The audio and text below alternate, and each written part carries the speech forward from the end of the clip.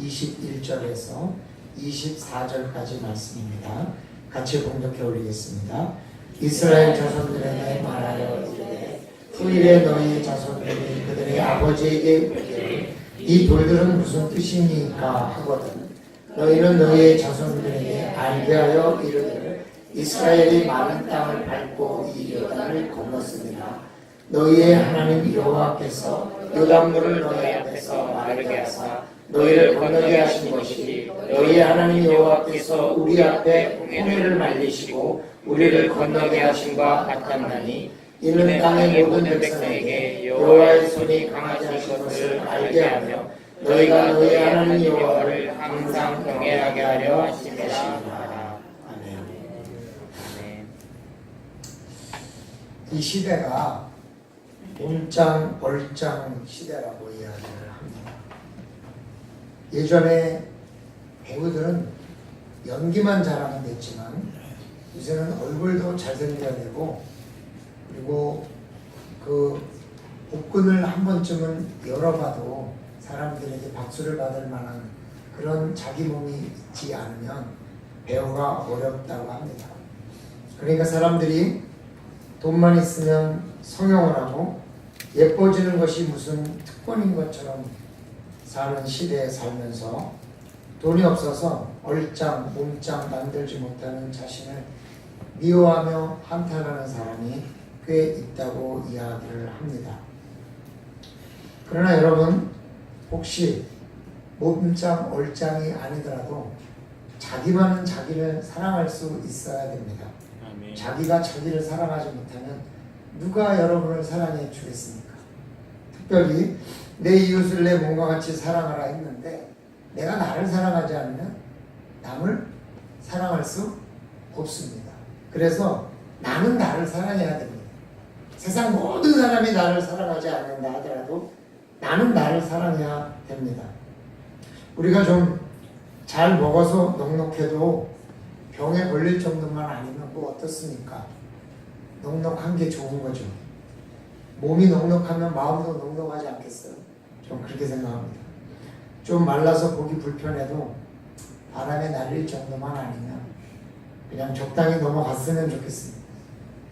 남보다 보기 좋아서 자랑하고 싶으면 더욱 자기를 사랑하고 남에게 자랑하면 됩니다.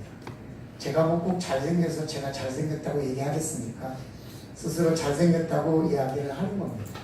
여러분도 그냥 여러분이 잘생겼다고 하는데 누가 뭐라 하겠습니까? 그러니까 여러분은 항상 나는 잘생겼다 이렇게 생각하시고 자기 자신을 사랑하시기를 주님의 이름으로 축원합니다. 아멘. 이게 모든 건강의 출발입니다. 내가 나를 사랑해야 내가 기쁘고 내가 행복하고 내가 건강해지는 겁니다. 옆에 분에게 한번 내가 참 잘생겼어요 이렇게 이야기 한번 해보시죠.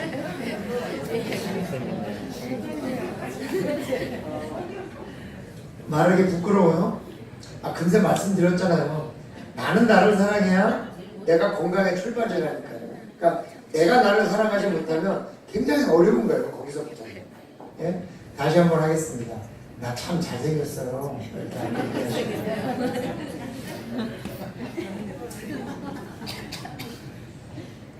여러분 저처럼 난 항상 잘생겼다고 자주 얘기하면 그런 게 하나도 안 부끄러운데 자기가 잘생겼다고 얘기를 잘 안 하는 사람은 굉장히 부끄러워요. 그거를.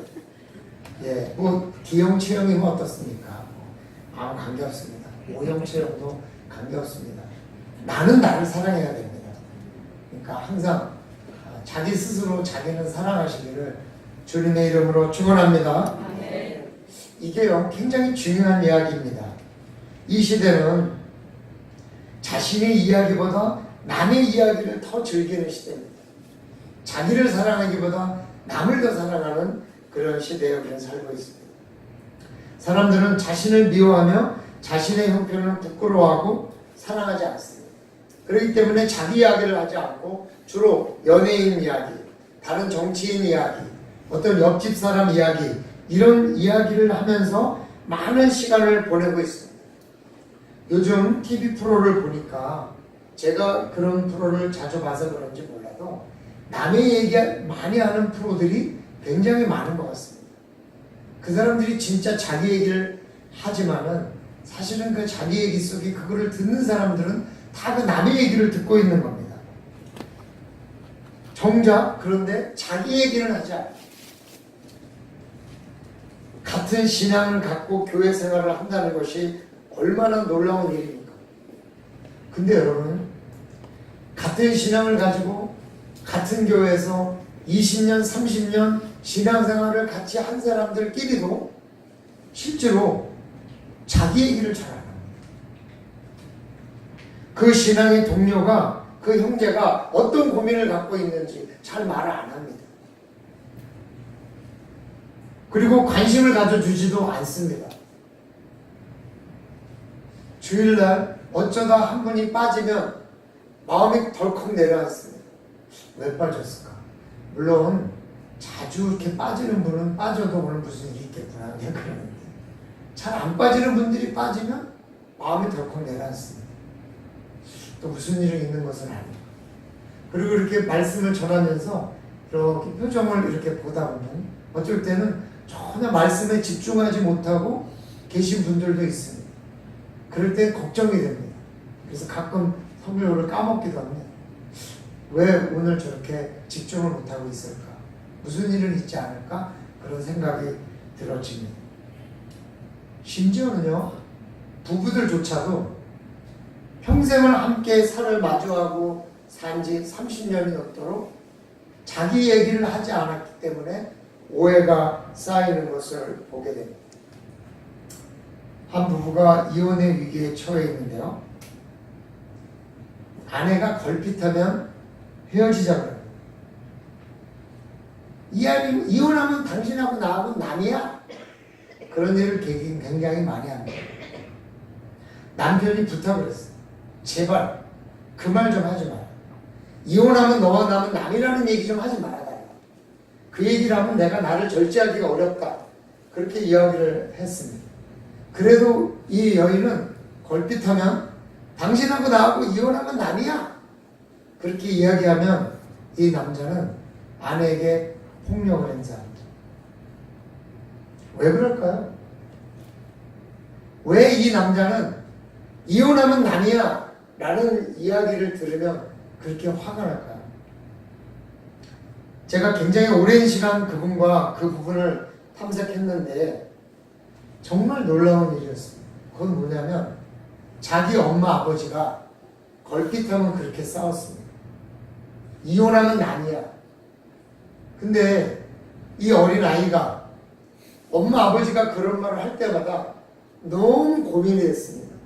왜냐하면 이혼하면 남이잖아 이렇게 이야기할 때 이 아이가 그 말을 들은 날 밤에 잠을 못 자고 고민을 했습니다. 엄마 아빠가 이혼하면 남인데 나는 누군가? 나는 어디로 가야 되는가? 그런 생각이 너무 많이 고민이 되다 보니까 밤잠을 설치고 그런 말을 할 때마다 이 아이는 걱정을 한 겁니다. 나는 누구랑 살아야 되는가? 나도 남인가?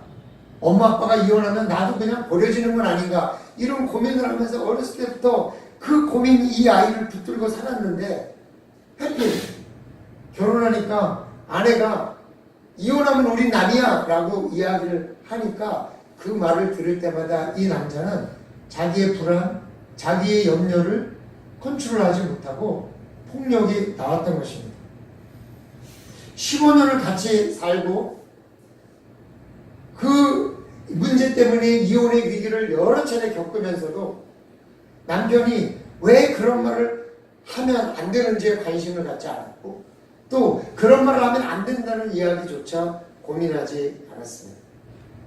그래서 그 이야기를 충분히 서로 이야기를 한 이후에 이 아내가 미안하다고 고백을 했어요. 내가 다시는 이혼하면 남이라는 이야기를 하지 않겠다고 약속을 했습니다. 그리고 그 부부는 잘 살고 있습니다. 때로는 여러분, 내가 이야기하는 것이 어떤 일인가 굉장히 큰 일입니다.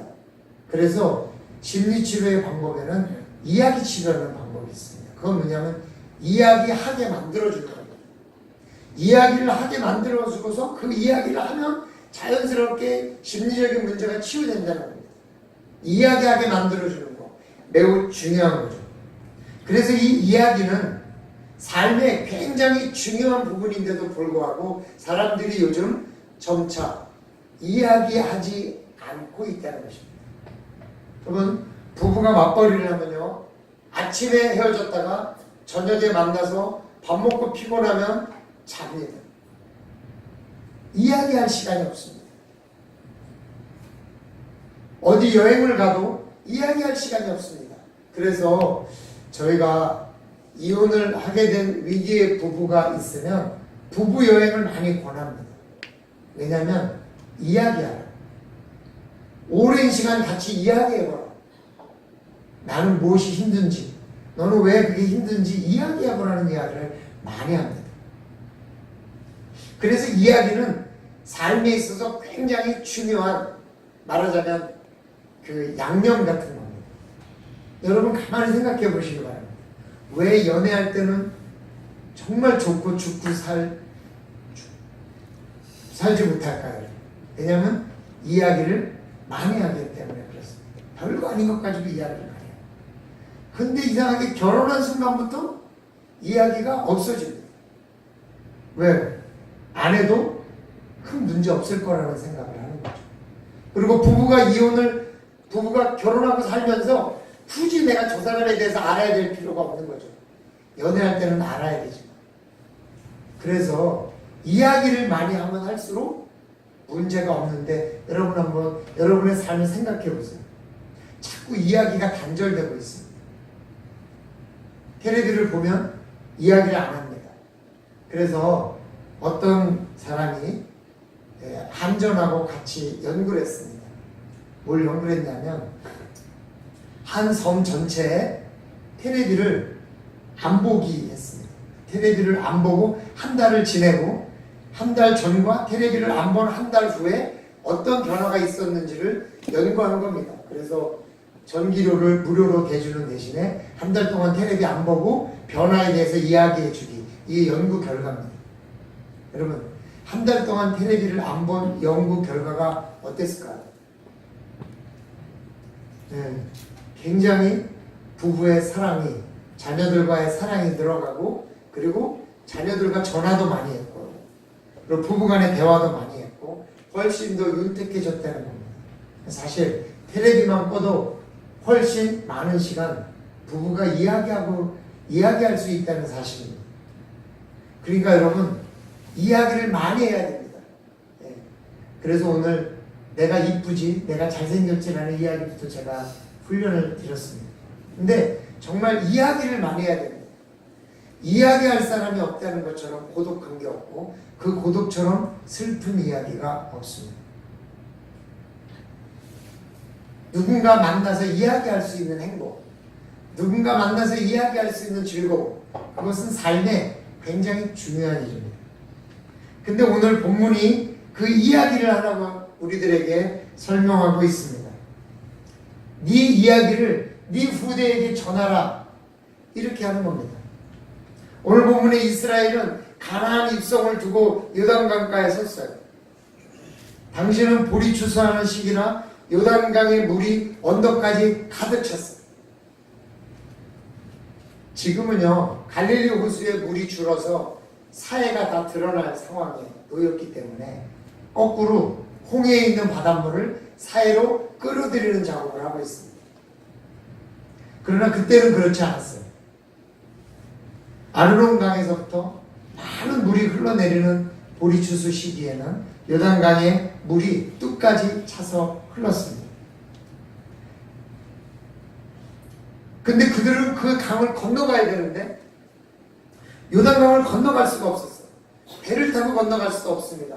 한두 명이죠. 200만이나 되는 사람이 어떻게 요단강을 배 타고 건너가겠습니까? 하나님은 여호수아에게 언약궤를 메라고 제사장에게 명령합니다. 제사장이 언약궤를 메고 각 지파의 대표들을 모아서 그 요단강 속으로 들어갔습니다. 그때 위에서 흐르던 물이 멈추고 마른 땅이 됐어요. 그리고 사람들이 건너갔습니다. 백성들은 그 마른 땅을 밟고 요단강을 건넜습니다.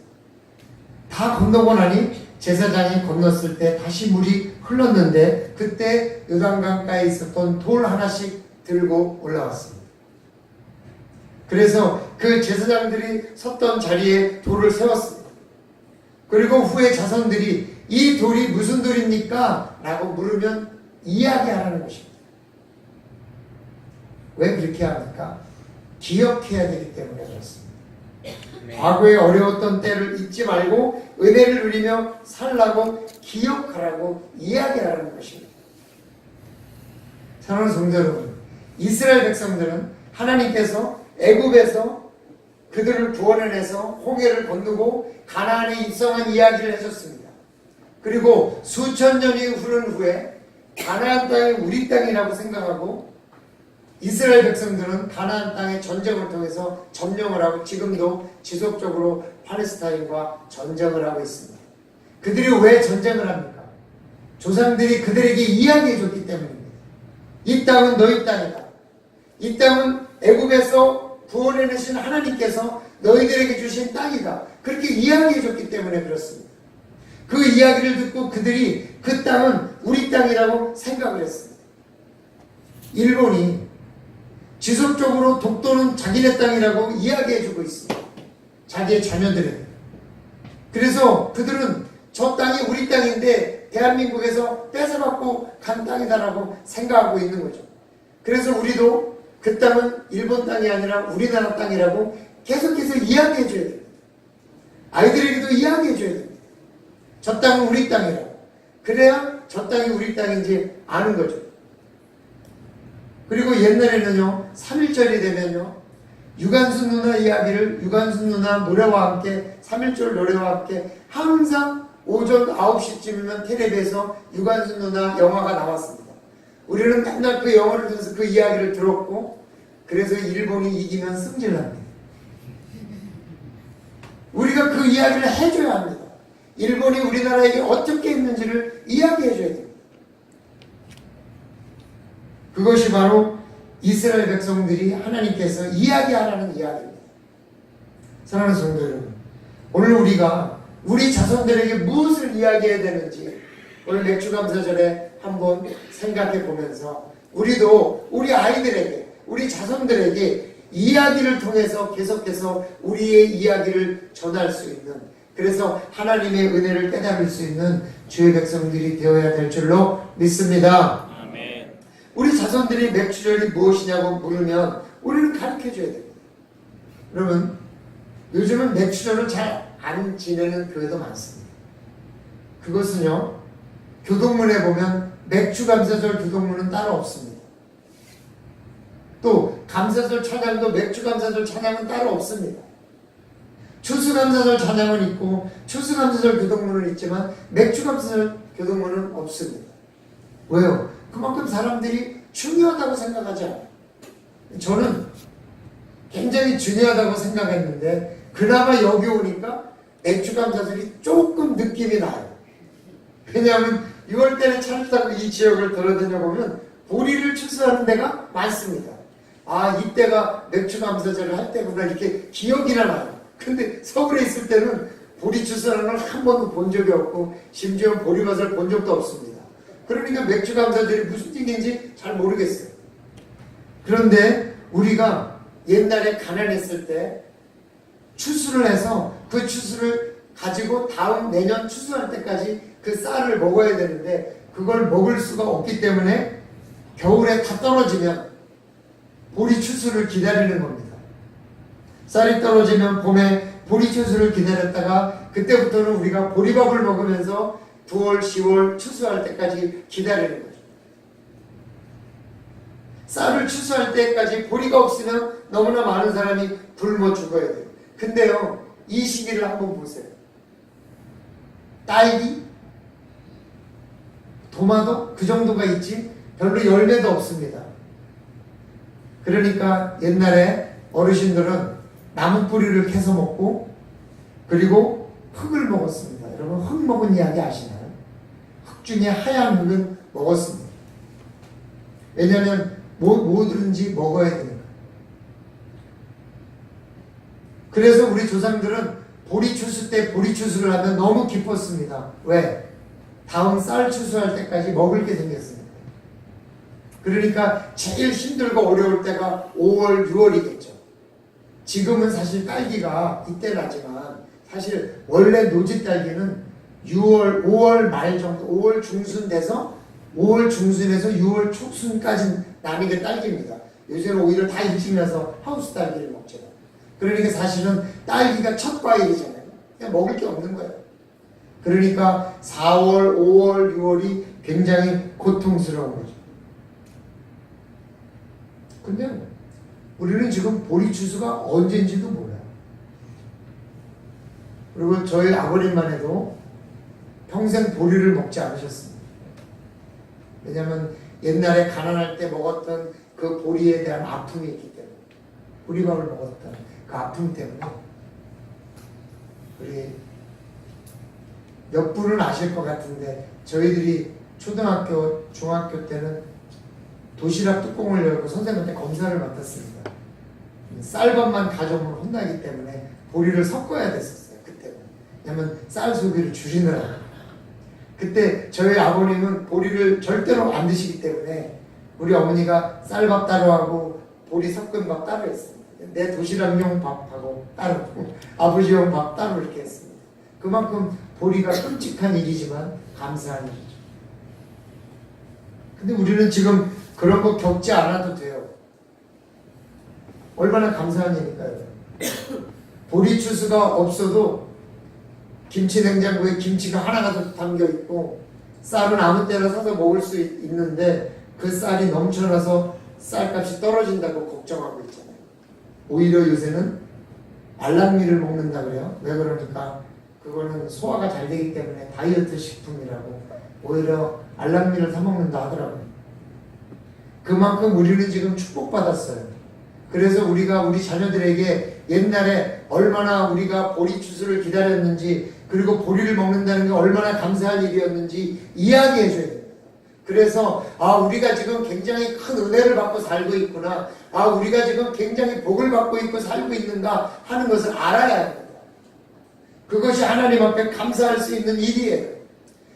지금 보리 추수하는 게 관심도 없는데 왜 맥주 감사절을 보내야 합니까? 잘못된 생각입니다. 우리가 이런 날일수록 더 성대하게 보내면서 얼마나 감사했는지를 생각할 수 있어야 됩니다. 자녀들이 아버지의 하나님이 아니라 아버지가 우리에게 들려주신 성경 말씀의 경험이 있어야 됩니다. 사실 성경 읽는 것도 중요합니다. 그러나 성경을 통해서 살면서 겪은 우리의 이야기를 우리가 이야기해 줘야 합니다. 나는 이렇게 했더니 이런 은혜를 입었다. 나는 그래서 하나님이 이런 하나님이라고 생각한다. 이야기해 줘야 됩니다. 사실 저희 아버님은 저에게 굳이 교회를 가라 이런 얘기 하셔본 적이 없는 것 같아요. 그냥 보여주신 거죠. 하나님 앞에 진실하게 사는 것이 무엇인지, 어려운 일 있을 때 어떻게 해야 하는지. 그래서 어려운 일 있을 때마다 교회 가서 기도하셨어요. 그때는 금요기도나 철야기도 같은 거 없을 때인데도 불구하고 혼자 교회 가셔서 기도하시고 그 어려운 일들을 극복해 가셨어요. 주일이 되면 저희 아버지 어머니가 다 주일 앞에 교사니까 우리도 일찍 일어나서 거부할 수 없이 교회를 갔습니다. 헌금은 항상 잘 구별해서 드려주셨습니다. 토요일 저녁이 되면 헌금을 저희들 보는 데서 같이 봉투에다 넣으시면서 이거는 내일 주일 헌금이다, 이건 내일 네가 드려야 할 감사 헌금이다, 이렇게 구별해 가르쳐 주셨습니다. 말씀하지 않아도 그냥 늘 그런 삶을 어렸을 때부터 배우고 자랐어요. 우리 아버님이 목회자 되기 전부터. 우리 아버님은 늦게 목회자를 하셨거든요.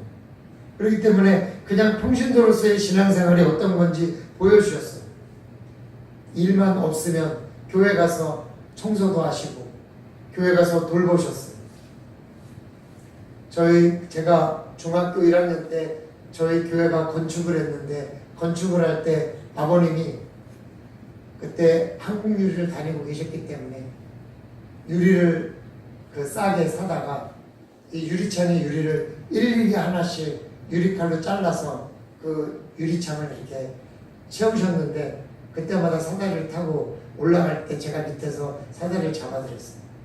우리 어머니가 미숫가루를 이렇게 타가지고 얼음 이렇게 사가지고 둥둥 껴가지고 그때 그걸 가지고 가서 일하는 사람한테 나눠주는 것을 함께 하면서 자랐습니다.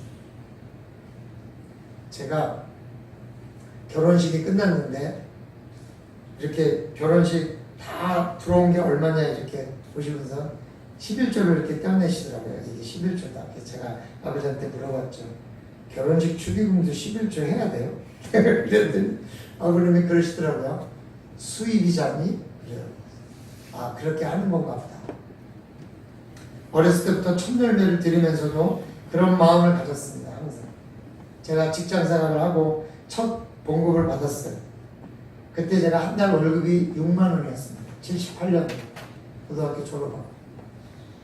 그게 지금 꽤 큰 돈이었던 것 같아요. 6만 원이지만. 근데 그런 것을 드리면서 그냥 그렇게 살다 보니까 우리 아버지에게 응답하셨던 그 하나님의 이야기가 그냥 나에게 전해졌습니다. 굳이 이야기해 주지 않으셔도. 그런데 가끔 제가 아버님을 만나면 여쭤봐요. 그런데 제가 최근에 들은 이야기는 뭐냐면 초등학교 5학년 때 해방이 되셨으니까 초등학교 일본 치하에서는 초등학교가 5년제고 공산주의로 넘어오면서 6년제로 바뀌었는데 그때 초등학교 6학년 때 자비판을 하셨다고. 그때 북한에 계셨으니까 신의주에. 그러니까 갈라졌잖아요.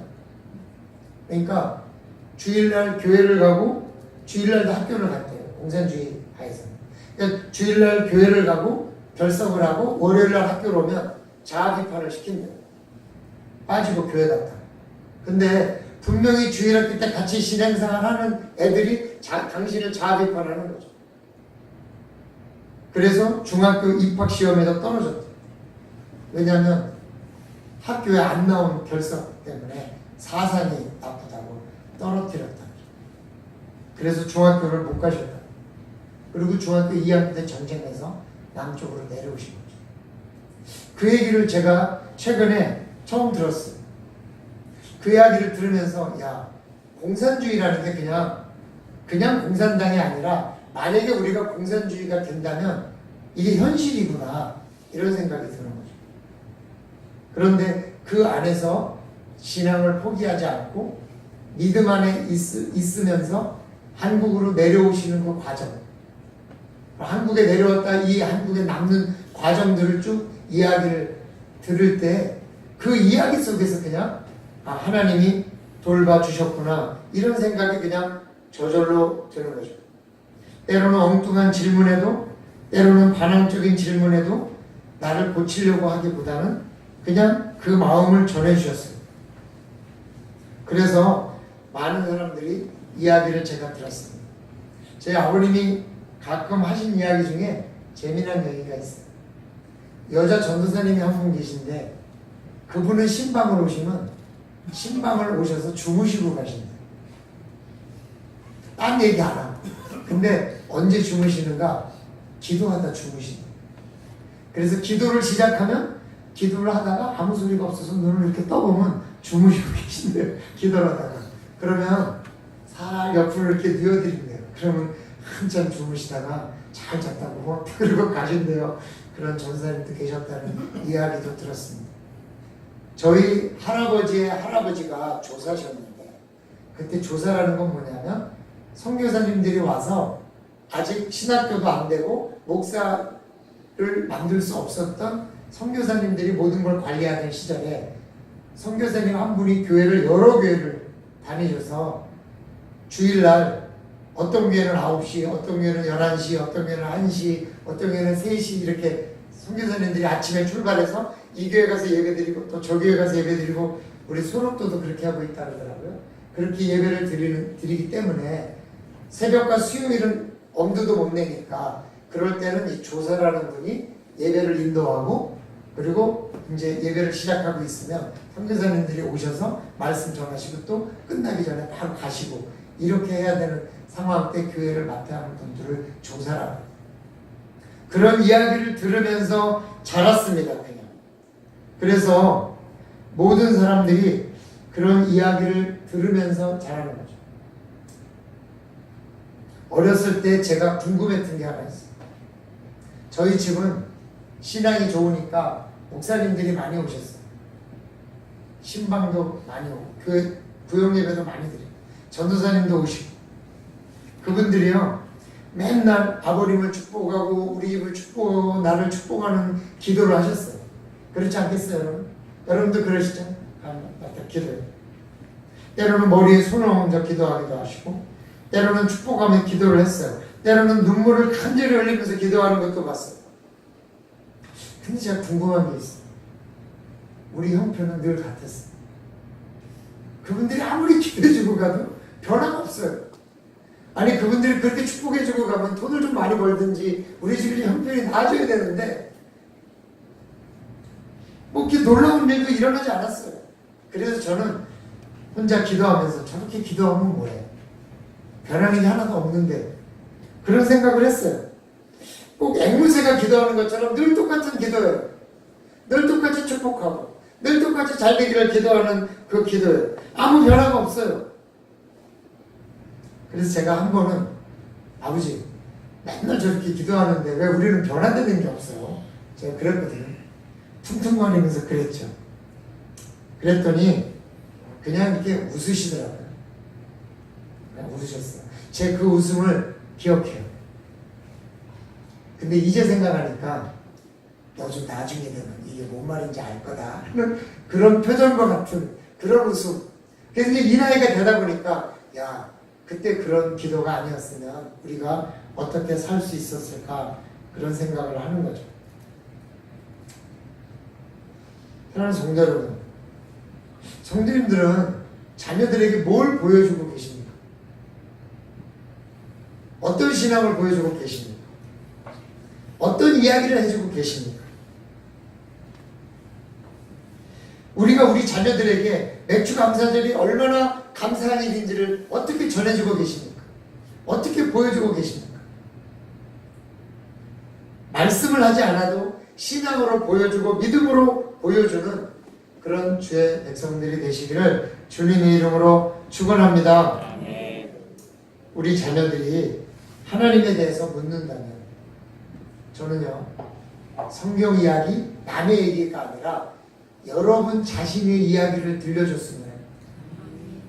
내가 이런 믿음을 가지고 이렇게 살았더니 이렇게 되었더라라는 그런 경험, 그런 이야기를 듣고 자라는 것은 자녀의 축복입니다. 그런 말을 해줄 수 있는 부모는 부모의 축복입니다.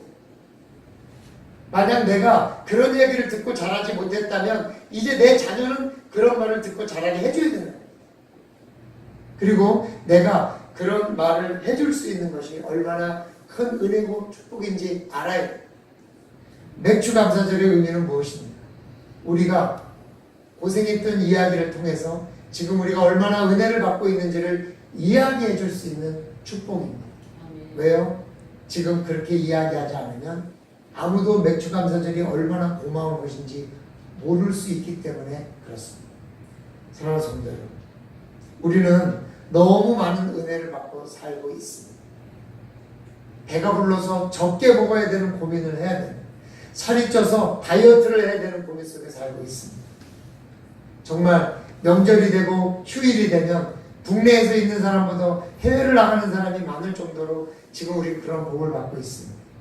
외국 사람들이 우리나라에 들어와서 사는 것을 뭐 아메리칸 드림처럼 코리안 드림이라고 이야기해야 될 정도로 그렇게 어마어마한 복을 받고 있습니다. 한국 물건이라 그러면 많은 사람들이 좋은 물건이라는 인식을 갖고 있을 만큼 우리는 지금 좋은 시대를 살고 있습니다. 그러나 이런 시대를 살게 된 그 바탕에 많은 사람들의 기도와 헌신, 하나님의 은혜와 하나님의 돌보심이 있었다는 사실을 이야기해 줌으로써 우리는 우리 후대가 하나님을 잊지 않고 늘 감사할 수 있도록 해야 될 줄로 믿습니다. 기도드립니다. 사랑의 아버지 하나님, 우리 자녀가 우리에게 맥주 감사절을 왜 지내야 되느냐고 묻는다면 우리는 무엇을 해, 어떤 이야기를 해야 되는지, 정말 우리가 그저 성경 이야기, 남의 이야기, 어떤 사람이 복받은 이야기보다도 내가 복받은 이야기를 잘 전해서 우리 자녀들이 또 믿음 안에 성장하고 우리 자녀들이 믿음 안에 다시 하나님을 믿고 또 그 후손들에게 우리의 어려웠던 이야기들을 해나갈 수 있는 그런 놀라운 은혜가 있었으면 합니다. 주님, 맥주 감사절을 지내면서 맥주 감사절이 언젠지도 모르고 또 어떻게 해야 되는지도 모르는 것이 아니라 정말 이 맥주 감사절의 의미가 우리에게 왜 의미가 없는지를 감사할 수 있는 주의 백성들이 되어야 될 줄로 믿습니다. 하나님 붙들어 주시옵소서. 우리가 서로 이야기하되 신앙의 깊은 이야기를 전함으로써 그 신앙이 대를 이어 전달해 갈 수 있는 놀라운 은혜가 있게 도와 주시옵소서. 감사드리며 예수님의 이름으로 기도드리옵나이다. 아멘.